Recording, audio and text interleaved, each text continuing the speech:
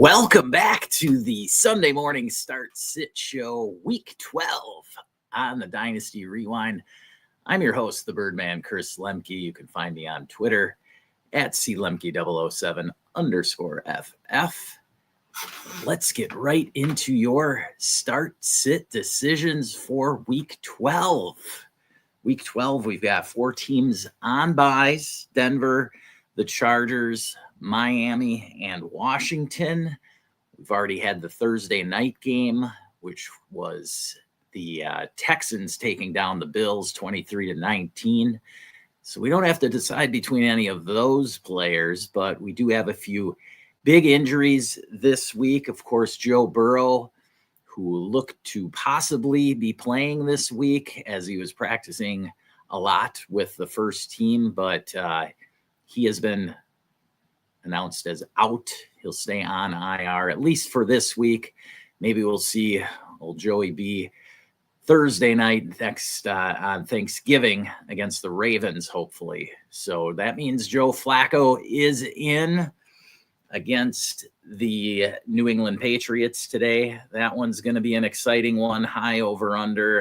Jamar Chase is out with his suspension for spitting on Jalen Ramsey. So a big T. Higgins game, hopefully, for you T. Higgins owners out there. Now, some other key injuries. We've got Josh Jacobs, still a game time decision. We will update you as soon as possible so you can either get him out of your lineup or get Emmanuel Wilson into your lineup. We'll update you on that one. Sam Laporta for the Detroit Lions out.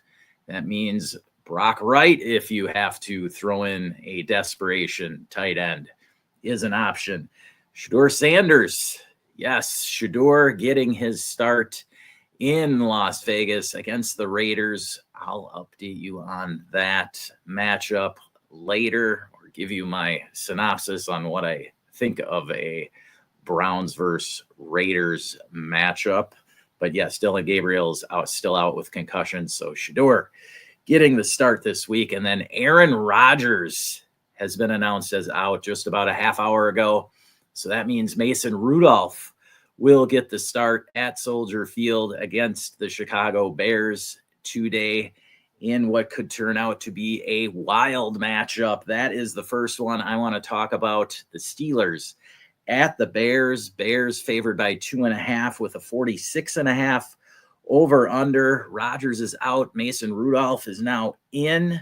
Pittsburgh scoring at 12th in the league in points per game, giving up 16. They're 16th in the league in points per game given up.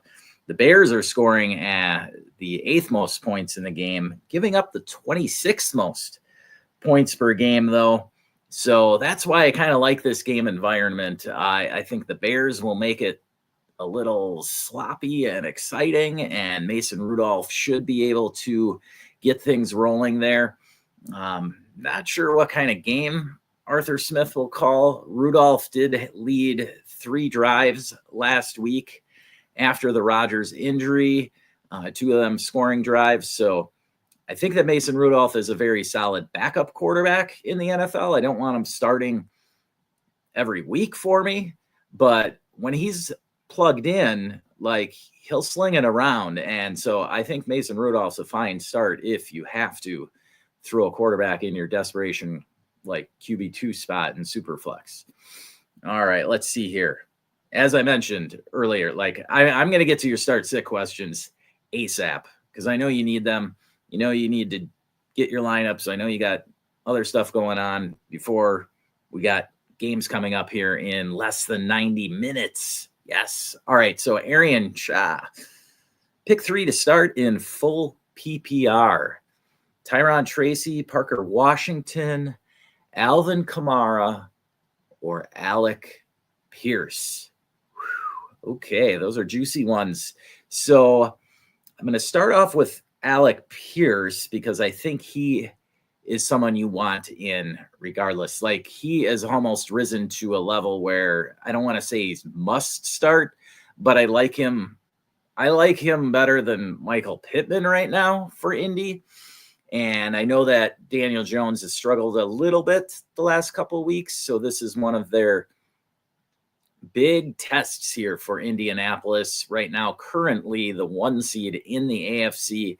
They're traveling to Kansas City today for one of the early slate games. We've got 7 games on the early docket here, the noon, 1 o'clock Eastern time slot, 4 of them at the midday slot. And then of course the Bucs travel to Hollywood to take on the Rams this evening.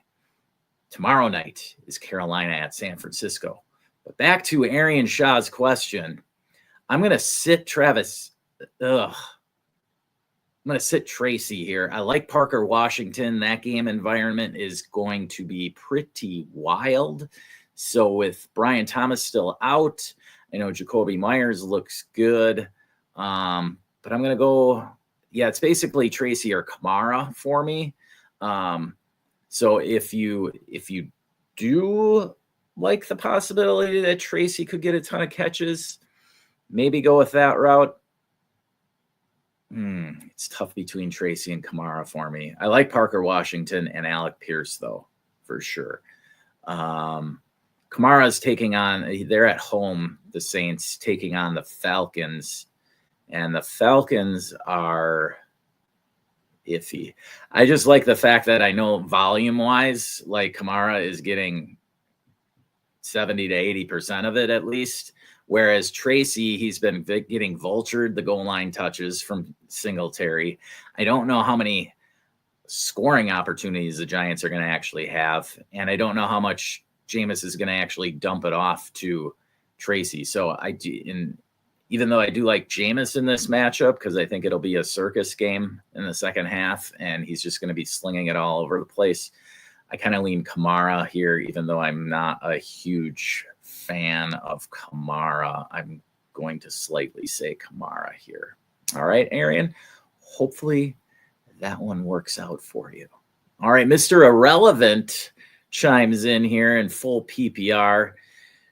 Jaylen Warren, Quinshon Judkins, or Sean Tucker. Okay, so Sean Tucker, the big-time producer last week for us, coming through with 3 touchdowns against that putrid Bills run defense. Now, with Bucky Irving still out, yes, he's already been named as out for tonight, with Sean Tucker going up now against the number 1 run defense in the league, the Rams. I'm going to eliminate him. Now you have Jaylen Warren or Quinshon Judkins. And so Judkins is in a gross game, that game environment I just don't like at all. So I think I'm going to slightly lean Jaylen Warren here for you, Mr. Irrelevant. All right. He had a slight ankle injury last week, but I don't think it's anything to be concerned of. He's not even on the report anymore. And yes, I know that Kenny Gainwell had a big game, but I think with Mason Rudolph in there, they might lean a little more on Jaylen Warren. I don't know. I just think that I would lean the game that is going to have more touchdowns scored, and that's very likely the Steelers-Bears matchup. So I think that one's going to be the game that I want players in, not the Browns-Raiders today. And so, yeah, I'm gonna lean Jaylen Warren. I know that the simple thought on the surface would be that Quinshon would get leaned on heavily because Shedeur is playing, and so they don't want to put the game all on his shoulders. But the Raiders don't have that terrible of a defense. Like Quinshon hasn't really done that great the last 4 weeks. I think it's like week 7 he's scored a touchdown, I think. So yeah, I'm gonna lean Jaylen Warren for you there, Mr. Irrelevant. All right, there we go. So keep throwing in those questions, folks. Love it. All right. Next up, we're going to talk New England at Cincinnati. And of course, the big news all week was whether or not Joe Burrow was going to play. He's not. So let's I want to get through all these games, so I don't want to dwell on it too much. Joe Burrow probably play next week. And so think of it on those terms. Now, Ja'Marr Chase is out. And so he decided to spin on Jalen Ramsey because Ramsey was kind of a D, by smash. I mean, he lit him up in the back of the head. So I don't blame Chase for getting mad. But yeah, the reaction, you just can't do that. I mean, the precedent was set with Jalen Carter's suspension earlier on opening night when he spit on Dak Prescott and then got kicked out and suspended the next week. So that's what happens, Ja'Marr. At least you'll be back next week for us. All right. But anyway, that means wheels up for T. Higgins. We still got Joe Flacco slinging it around the yard. And even if New England blows them out, Cincinnati is just awful. They're historically bad. Literally the worst defense in the league. The over-under is at 50.5. New England, the line now is at 7.5 that they're favored by. It started up at 8. Then the news with Burrow got it all the way down to 5.5. Excuse me. Got it all the way down to 5.5 because it was like leaning towards Burrow was actually going to play. And now it's back to 7.5 now that we know that he is not. So fire up all your Patriots. I mean, yes, start TreVeyon Henderson. I know that Stevenson may or may not play. He's questionable with his toe injury. It sounds like he's going to. I wouldn't worry too much about it. Like Henderson's been playing so well recently that Vrabel would really be a complete idiot to not give this guy at least 15 touches today. And, that's what it's going to be. Probably, hopefully it's like a 15 touch Hendo, 7 to 10 touch Stevenson type thing that their split becomes now that Henderson has shown that he's really good in the NFL. So hopefully Vrabel sees that. I don't know what 5 touchdowns in 2 weeks otherwise could make him see. But yes, start Drake May, start Hendo, start Diggs, start Hunter Henry, go for it with all your Patriots. And as far as the Bengals go, yes, Flacco can get in your lineup for sure. New England is a decent defense, but they're not. I mean, they're 5th in points per game, but they'll give up. I mean, Drake London had 3 touchdowns against Christian Gonzalez. So yes, I think Gonzalez is a good corner, but as long as they're moving T. Higgins around, I don't know that Gonzalez is going to shadow him the whole game. So yeah, just fire up T. Higgins. Don't think twice about it. Chase Brown, good start. Samaje Perine's doubtful, so probably out. That means a ton of pass catching volume opportunity today for Chase Brown in a second half comeback opportunity. That's what the game looks like. So, this should be one of the higher scoring games on the day. You want as much action in this game as possible. Yoshi-Vas is a flyer flex for the Birdman. Next up. We got another question here. Arian Shaw comes back. In an IDP league, should I start Kevin Byard, Tyreek Stevenson, Marcus Jones, or Christian Gonzalez for my DB slot? Oh, okay. So DBs, I play in a few IDP leagues, so it's not like I don't know anything here. I would start Byard, I think, as the safety. He's the most guaranteed the tackles. I know that Gonzalez is lined up probably on Higgins, who will get the most volume, but that's not guaranteed. Like, they could move Higgins away from him on his own. And yeah, I think I'm going to lean Byard there for the Bears. Arian. Yeah. Okay. Next up, we've got Square Up 77-76. Brenton Strange coming back this week. Well, he's questionable with a hip still, so it's not guaranteed that he's playing, though I absolutely love that game environment. Or Yoshi-Vas. Woo! All right. So if Strange plays, I would play him. over Yoshivas. I'm assuming this is for your like last flex spot square up here.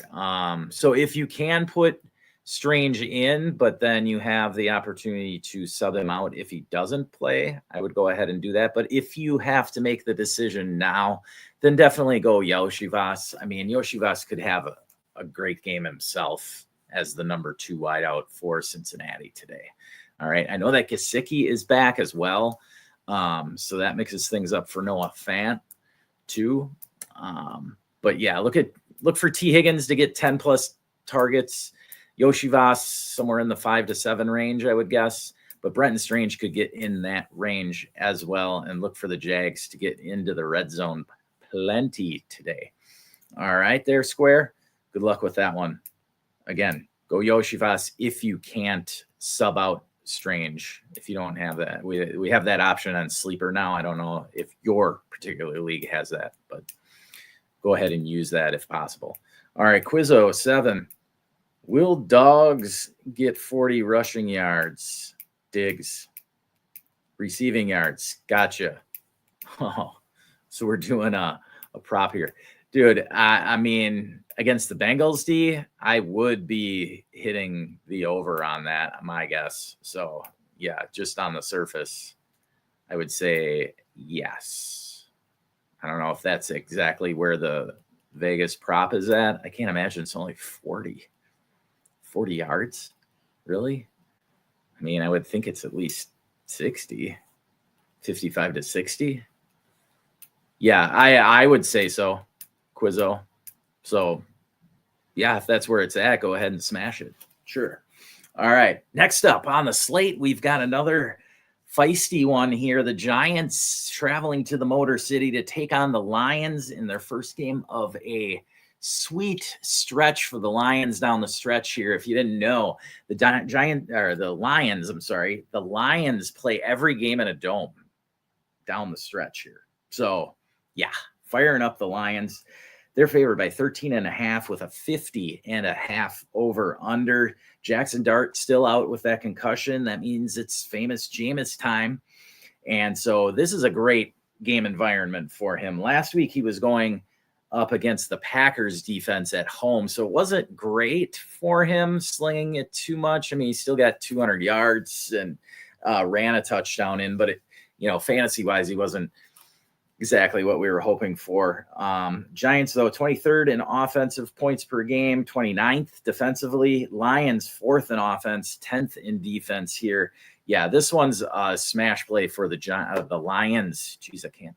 The Lions running backs here, Gibbs and Monty could combine for 3+ touchdowns here. And then you're looking at a game environment where the second half has Jameis just throwing it as much as possible. I don't know how the Giants are going to keep this one close is my point. And so, yes, I would still fire up all my Lions. Like you're playing Amon-Ra, Jameson Williams, Laporta, as I mentioned earlier, is out. So yes, you could play Brock Wright if you have to.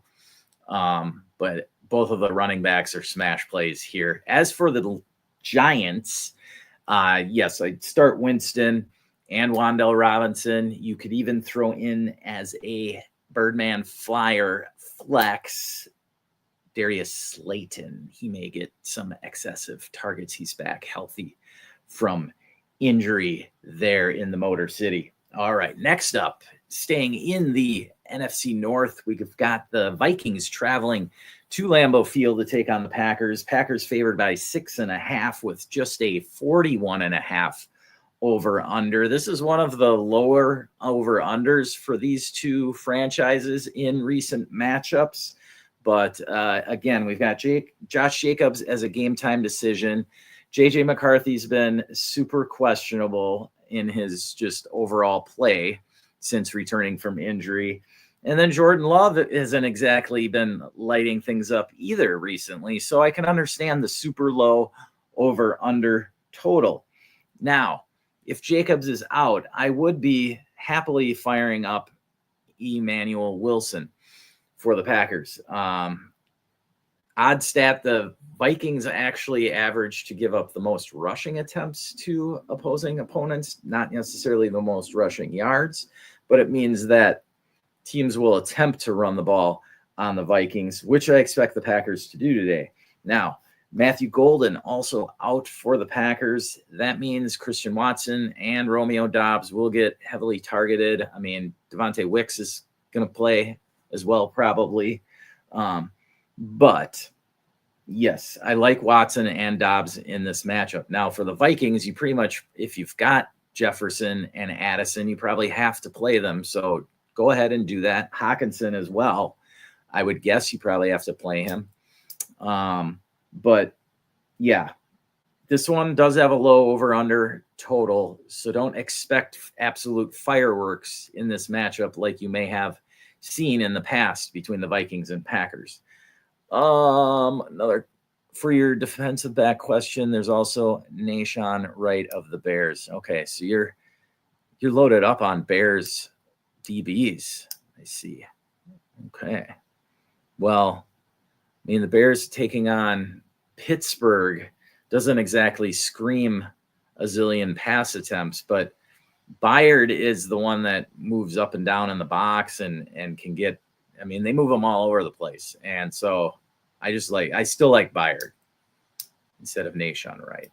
Yeah, still give me Byard, Arian. But thanks for adding that in as a possibility. Square Up adds another question here. Would you start Chimere DK over Strange or Yashibas? Oh, I'm still starting Strange. I'm going to go game environment, and you'll find out why later when I talk about this game. They're all three are tight. Those are tough calls because Ridley, of course, is out, and now Io Manor's out too for the Titans. So that really leaves Chimere DK and Chigo Kakwo and Gunnar Helm for Cam Ward to throw to. Now DK does do a little kick returning. He had a kick return for a touchdown. So if you get points for return yards, then maybe you'd end up leaning for Chimere. But yeah, I'm still gonna slightly lean Brenton Strange there. Square Up. Good option though. Yeah, that one's not easy. No doubt. I liked Brenton Strange before he got hurt, and he was one of my consistent, like he was borderline a tight end 1-ish, like a top 12 tight end for me. So I like Brenton Strange as long as he's healthy there. All right. As for the next one, Seattle at Tennessee.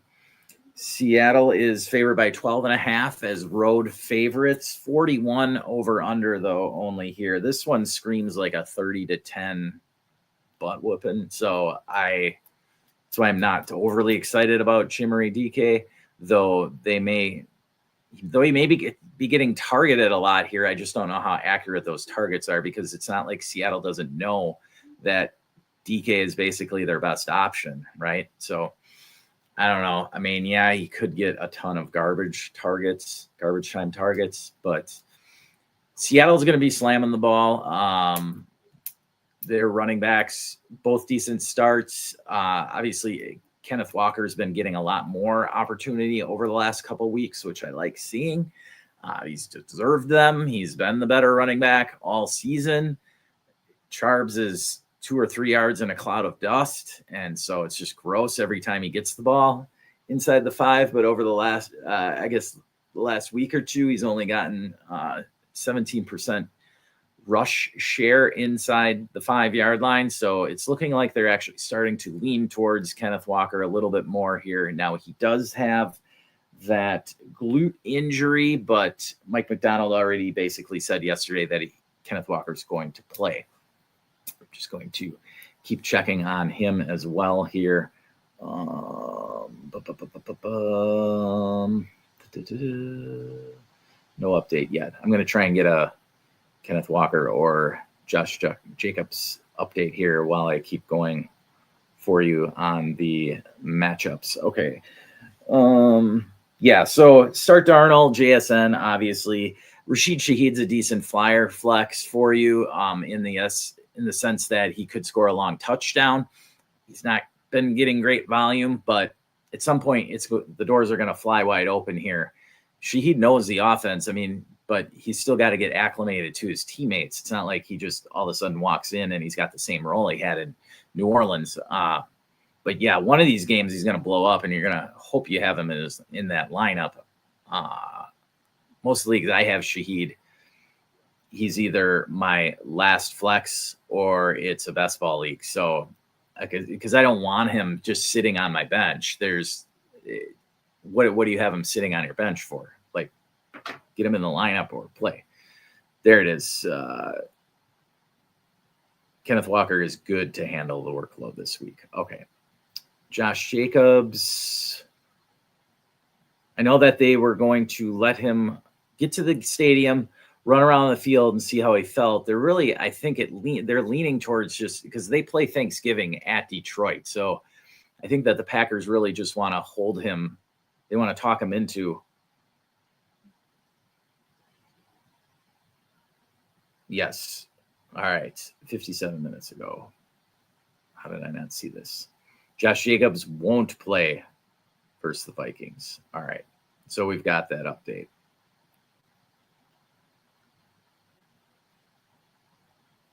Yes, he's been officially listed as inactive. All right, so there you go. So go ahead and fire Emmanuel Wilson up in your lineups. I know there's one league where I have to get him into my lineup now, and I'm going to continue to try and do that while I'm giving you your updates. All right. So next up, I think that's all for you with Tyjae Spears too. I want to mention for Tennessee. He's not a bad flyer flex. I mean, I've got Chimere DK as one of my flyer flexes square up. So it's not like DK is a bad and Yoshi Voss as well. I just like Strange to me would be if he's playing, he's starting at my tight end slot. That's how I look at the two. Whereas the other two are flyers this week. Yeah, they could have good games, but Strange just seems more. He's going to have the lower floor. Like if you're in a desperate situation, then maybe you're looking DK or Yoshi Voss. And in that case, if it's DK or Yoshi Voss, I'd go Yoshi Voss because of the game environment and the possibility of even 1 or 2 touchdowns there for Yoshi Voss. Okay. Next up, we've got the first game of the day, and that's the Colts traveling to Kansas City to take on the Chiefs. This is a real test for the Colts and see where they're at now. They are the 1 seed in the AFC. Really, they've only beaten the Broncos earlier in the season. And so we want to see here, is Daniel Jones for real, right? I mean, the ultimate test isn't really going to come till the playoffs, but this is a great barometer right now and a big, big game for the Chiefs. Like the Chiefs, I don't want to say they have to win out, but they are at 5 losses already. Like you start getting to 6 or 7 losses and you're talking, you cannot win or you cannot lose anymore. So Chiefs favored by 3.5, 49.5 over under. We've got Isaiah Pacheco out. That's good for Kareem Hunt. I confidently play Kareem Hunt. Running back 20-ish range for me. Xavier Worthy, questionable with an ankle. I'm going to check on an update for him. I think he's fine and will play. But again, just something to note. Xavier Worthy already been struggling for us fantasy-wise. So I don't know if that means listed as questionable, expected to go. That was 12 hours ago, though. That doesn't really help. Xavier Worthy will play. That was 6 minutes ago. So, yes, go ahead. Boom. Xavier Worthy in your lineup if you need him. Now, you may have better options. Again, Xavier Worthy has only been averaging maybe 10 points over the last 4 or 5 games. So, yeah, kind of gross there. Flyer flex, Brashard Smith. I don't know. I love the guy, but this isn't exactly the game. I don't know about how the game environment might go here. They've got a super high over-under on it. Two good offenses, but the defenses are both pretty solid as well. And so, yeah, I just put Rashard Smith down because there really wasn't too many other Flyer flexes in this one. Again, Xavier Worthy even scares me here. So I think that the Chiefs are simply going to just lean on their big guys, on their big dogs, Kelsey, Rashee Rice, and those are the only confident starts I've got for them. For the Colts, obviously you're starting JT. I'd still start Daniel Jones. Like, I don't think he's fallen off the map here, even though he's had a couple of mediocre games the last 2 weeks. Because regardless, they're going to have to throw the ball if Taylor doesn't get things going on the ground. And I like Alec Pierce. I still like Pittman. I don't hate him. And you're playing Tyler Warren. So, like, yeah, play your Colts weapons too. This could be a shootout. It's not a guaranteed shootout. Not like one of these games coming up. But next up, anyway, we'll get to the Jets and the Ravens in Baltimore. Baltimore favored by 13.5, 44.5 over under. So not a great game environment here. I mean, this one screams Derrick Henry 200-yard game, but I'm not going to predict a 200-yard game. Still, they're going to lean heavily on Henry to just carry the load here. Rashad Bateman is out, but Zay Flowers is still in. Zay Flowers, I can't remember the stat I heard, but interestingly enough, he's been a wide receiver. Yeah, the exact numbers I can't remember, but he's been out like a wide receiver 3, meaning he's finished between wide receiver 25 and 36. Like, I don't know what it is, 5, 6, 7 weeks in a row here. So expect the same for Flowers there. Hopefully this is a Lamar bounce back type game. He hasn't done a whole lot the last couple of weeks, but now against the Jets, like, don't overthink this. Don't bench Lamar Jackson. He's playing the Jets. So, I mean, you do not want to be the guy who, let's say the Jets happen to actually keep this a game, right? And it gets bonkers and you sat Lamar. Like, don't overthink things here. Because if the Ravens jump out to a lead, it could be because Lamar throws 3 touchdowns in the first half and then they lean on Henry in the second half, right? So don't overthink it. Start Flowers, start Mark Andrews, all right? Don't try and play the guessing game with the other Ravens wide receivers, though, like Hopkins or who's the rookie from last year? I can't even think of his name. It doesn't matter. I'm not going to overthink things here. Just go with Flowers, Andrews, Lamar, and Henry. And then for the Jets, Justin Fields is out. Tyrod Taylor is in. They want to see somebody who actually throws the ball more than 5 times a game. So Tyrod Taylor is in. He could get a gross amount of volume passing wise this game actually in the second half. So Mason Taylor is a frequent flyer flex for me. So is A.D. Mitchell, as gross as that is. I am not a big A.D. Mitchell guy, but like, I don't know who else is there. Isaiah Williams, like Alan Lazard. I mean, I don't know. A.D. Mitchell seems like the guy that they're going to try and give the opportunity to. I mean, they did have him in the trade of Sauce Gardner with the Colts. So yeah, I think they're going to try and see what he's got at least this week. And that's why they're playing Tyrod Taylor. Breece Hall, yes, you have to play him. The volume's there. And if the Jets somehow keep this a game, it's probably because Breece Hall is having a good game. All right, next up, we'll get to the 3 o'clock, 4 o'clock Eastern games, starting it off with Shedeur Sanders and the Cleveland Browns traveling to the Las Vegas Raiders. Raiders favored by 3.5, 36 over under. Yeah, gross. Keep me out of this game as much as possible.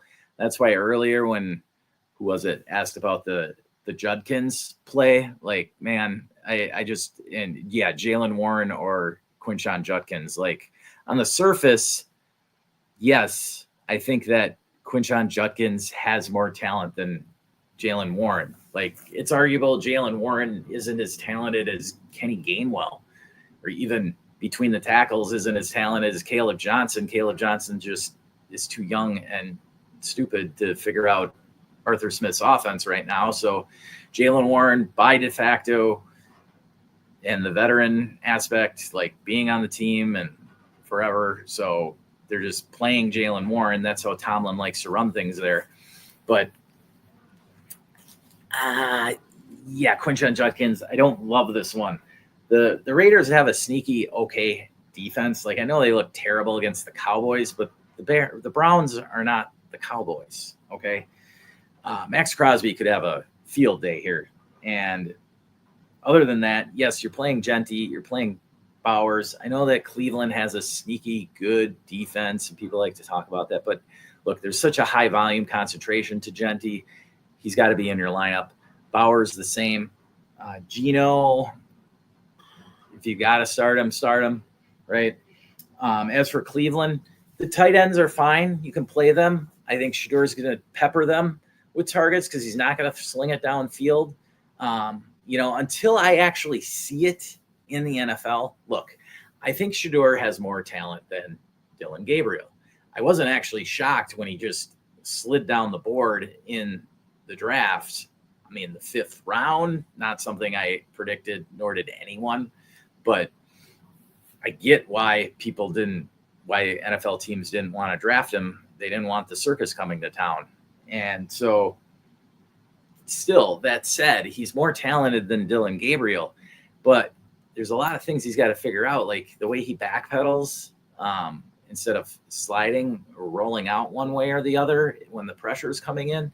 It's just not conducive to success at the NFL level. And he's got to figure that out pretty darn quick, because as a 5th round pick, like, Cleveland's not going to give him a long leash here. And it's kind of obvious that most of the brass there at Cleveland doesn't even like the fact he's there.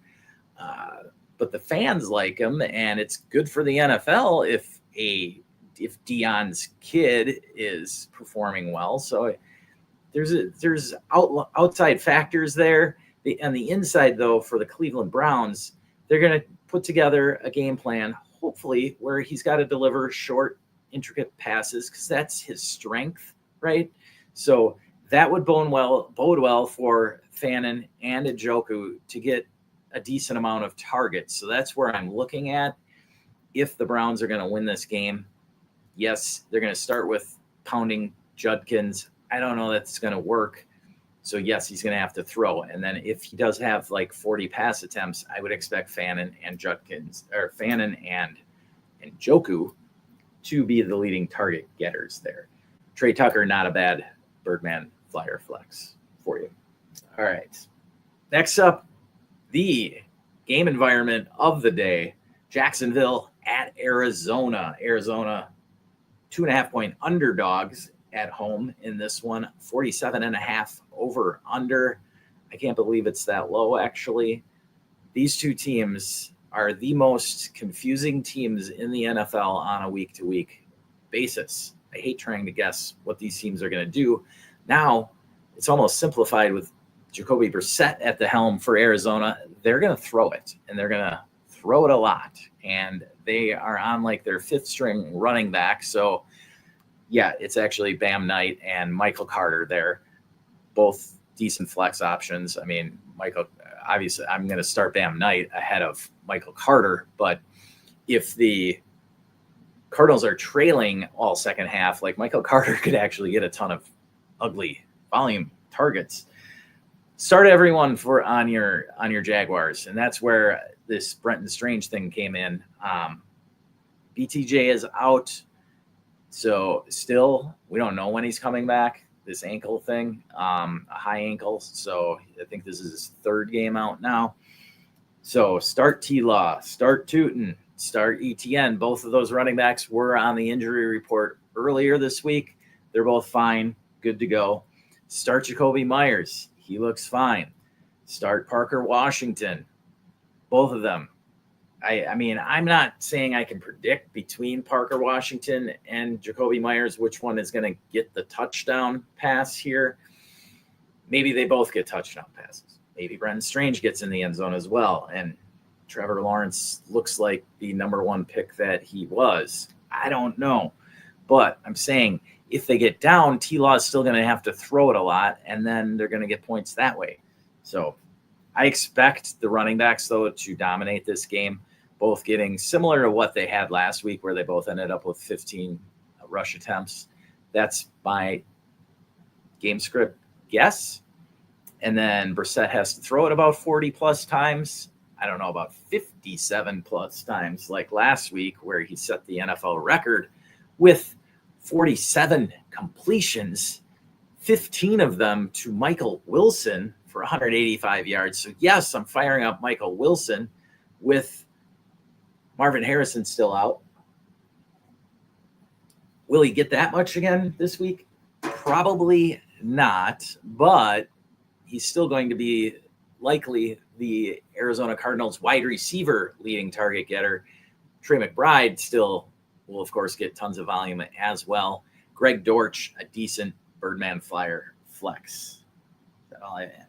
Michael Carter and Greg Dortch as Flyer flexes. Yes. All right. Next up for the 3 o'clock, 4 o'clock Eastern slate, we've got the next game of the day, and that is the Eagles traveling down to Big D and Jerry World to take on the Cowboys. Doesn't get any better than this. A nice, ugly NFC East matchup. These teams hate each other. It's great theater. What do we have now? So the Cowboys making a couple of big deals at the trade deadline for some defensive players. They're the number 2 offense in the league. Can they do it? That is the question. So they had a decent game against the Eagles week 1. Like, it was close. But Jalen Carter wasn't playing in that one, too. Now, do the Cowboys have enough confidence offensively to actually take down the Eagles? And on the other side, do the Eagles, have they kind of figured things out on offense or not? They only had 10 points last week. Granted, it is against the Lions, who are a better all-around team than the Cowboys, but I don't know if they're any better than the Cowboys. See, the problem with the Cowboys in trying to predict things with them is how good is their defense now with the addition of Quinyani Williams and the addition of, Overshown is back. They also added Logan Wilson from the Bengals. So now they have an extra week of practice together. We'll see what they have. I like this. This is must-see theater for me. I think it's just one where you play Hurts, you play Saquon, you're playing AJB, you're playing Devonta Smith, and you're playing all your Cowboys offensive players too. Even though it's kind of a rough matchup against the Eagles, this could get high scoring, and you want guys in that matchup. So, I mean, the Cowboys have a terrible defense, numbers-wise. So that's where the Eagles could score a ton of points. And in return, then Dak's playing from behind and throwing and peppering his guys with targets. So that's probably the likeliest outcome, I would say. But you never know. We'll see what this Dallas defense finally has now that they've had a couple of weeks together. They did look good, pretty decent against the Raiders last week, but that was the Raiders. All right, next up, we've got Atlanta at New Orleans, the hidden game at the 3 o'clock, 4 o'clock window. New Orleans favored by 2, 41 over under. We've got Penix and Drake London out for this one. Penix out for the season, London out for maybe 2 to 3 games.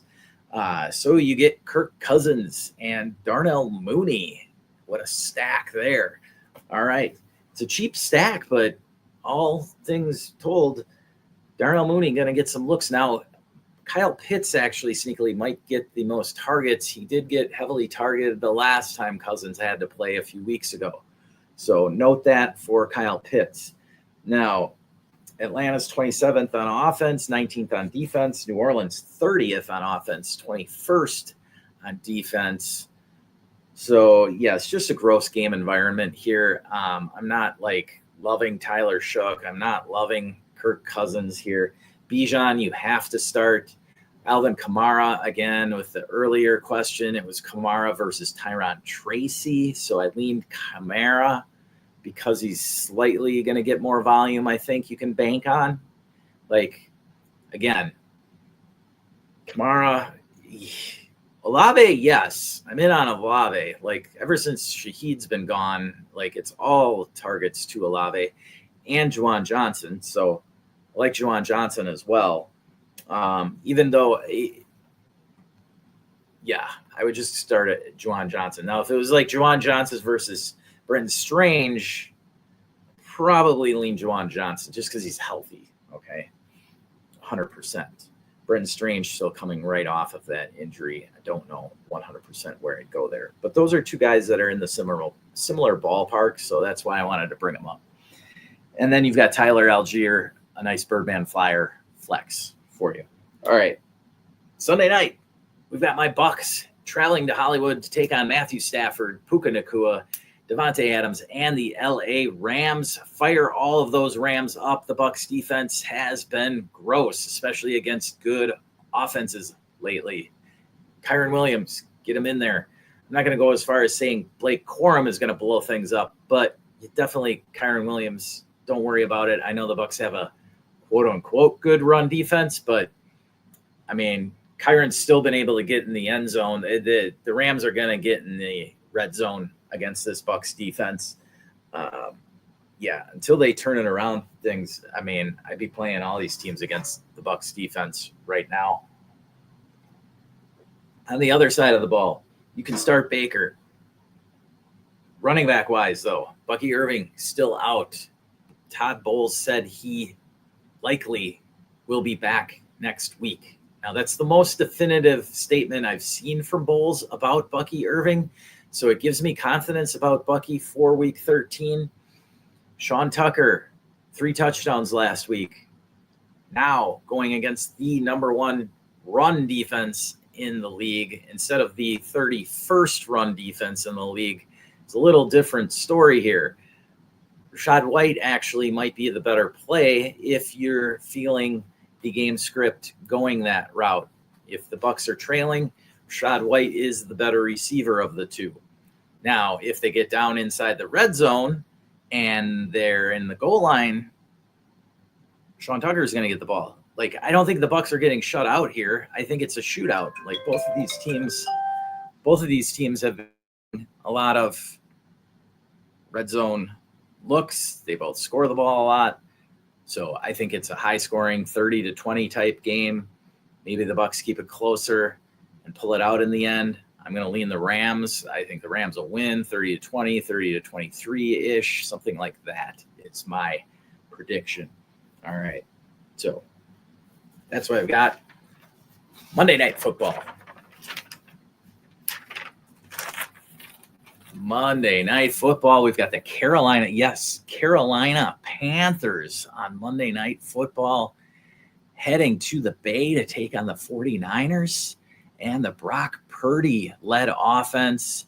That offense was humming on all cylinders, scored 41 last week against the Arizona Cardinals.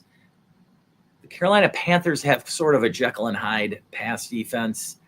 I'm not betting on that defense at San Francisco on Monday night. Like, San Francisco on Monday Night Football is just like the classic Monday Night Football game, isn't it?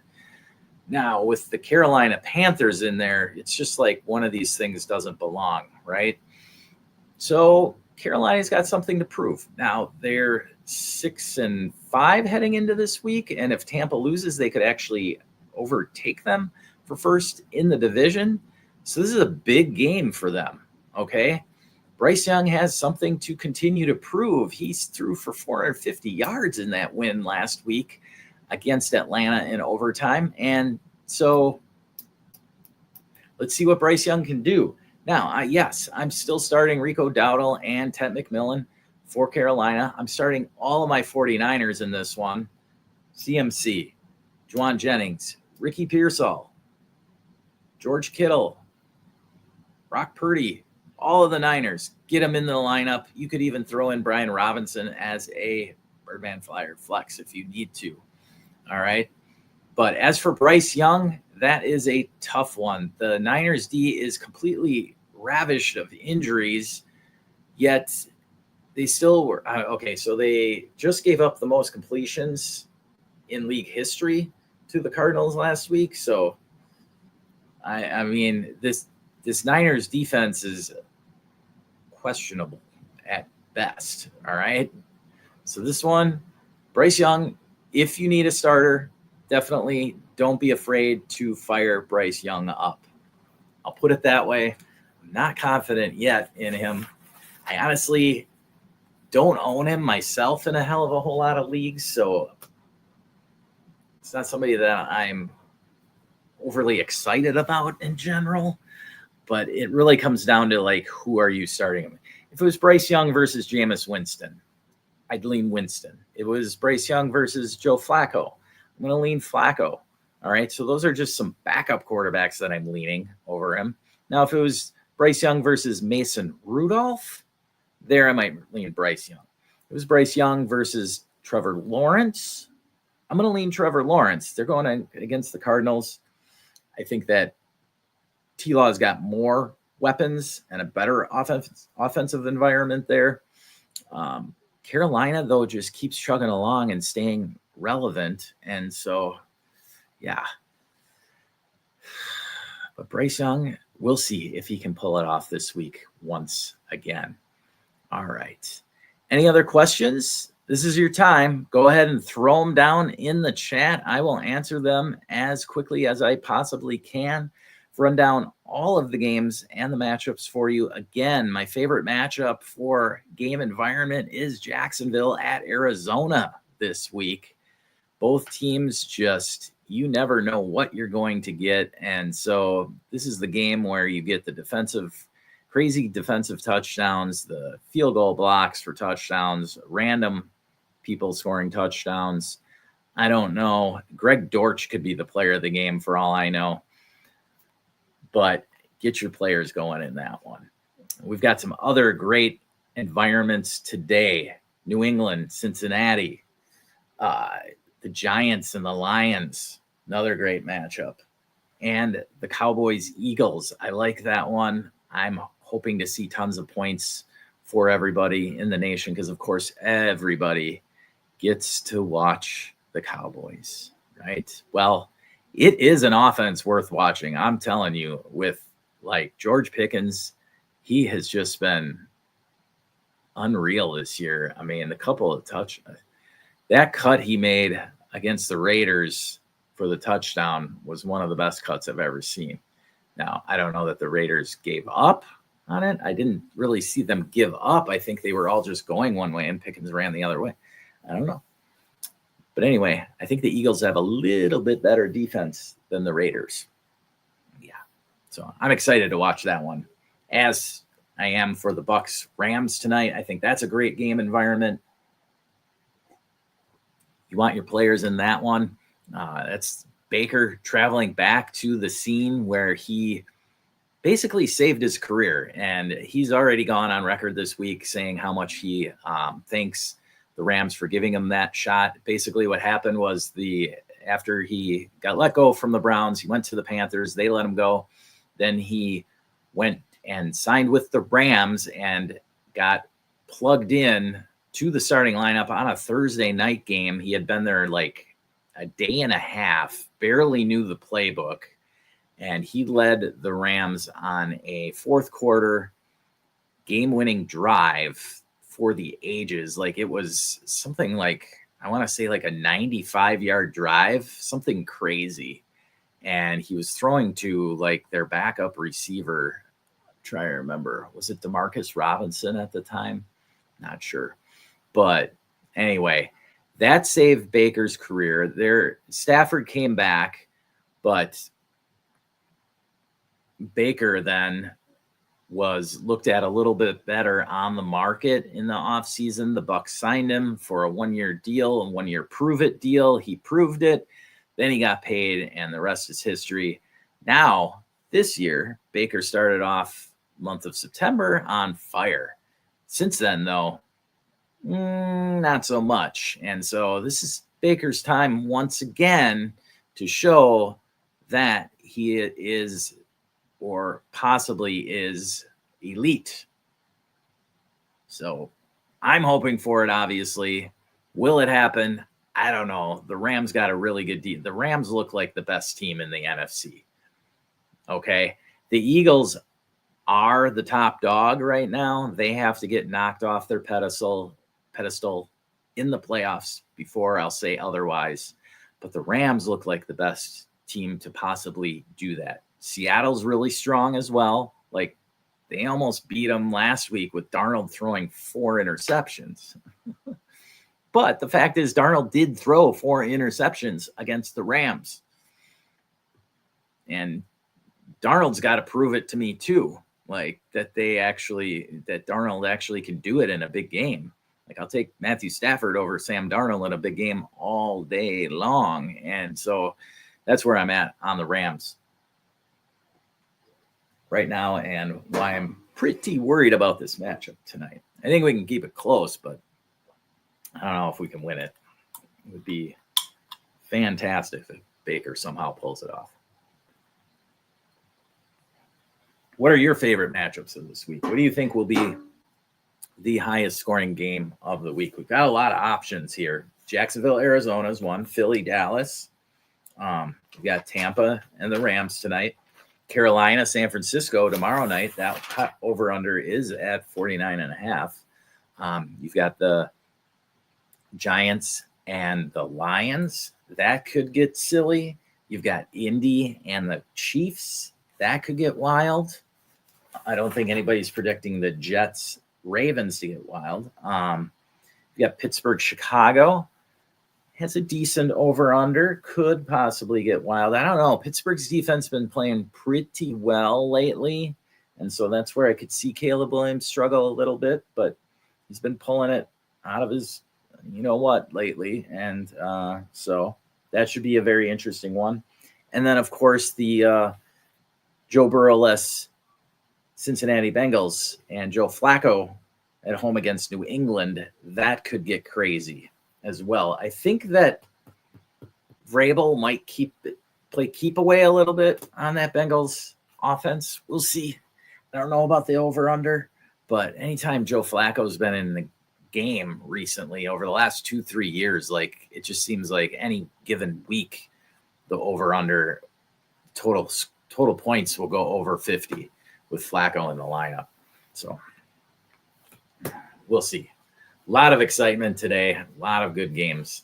So I think that's all we've got from you for your questions. If you missed getting into the chat, go ahead and throw your comments down. Jazz, ahoy. What's up? Oh, he's got one more. Oh, here we go. A nice tight end question to finish things off. Gesicki, Brock Wright, Darnell Washington, or Taysom Hill? Who's the most useful depth piece pickup for the playoffs? Okay, so I'm going to lean towards Taysom Hill, and I'll tell you why. Because Taysom Hill has the highest ceiling for sure of any of these 4. Hopefully, this is just a backup for you. Now, I understand if you had Sam Laporta and like these are what's on your waiver, could very well be the question. Or if you had Tucker Kraft or whoever else. Gesicki is nice, but Noah Fant's been doing well. And then you're only going to have Gesicki really for this game where he could get a ton of targets. He's back from injury. Gesicki could actually be the second most target getter today for the Bengals. But going forward, when Chase comes back, you got Chase, Higgins, Chase Brown getting catches. So Taysom Hill, though, is the wild card out of this, where you could, on any given week, get 20-plus points. All right?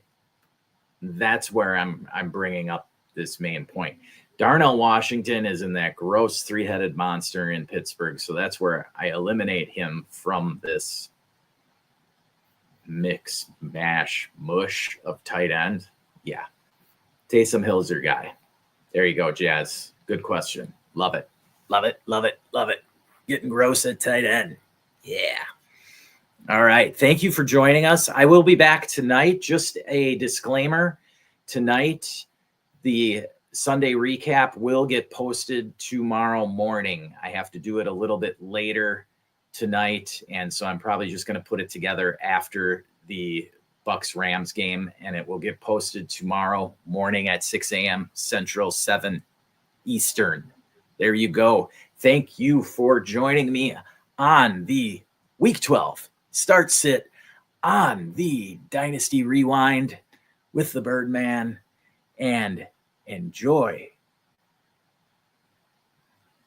Oh, yeah. Kraft in one spot, Laporta in the other. Rough. Sorry, Jazz. But hopefully Taysom Hill pulls out a victory for you some way. All right, man. Enjoy the Sunday action. Thank you. And never stop working.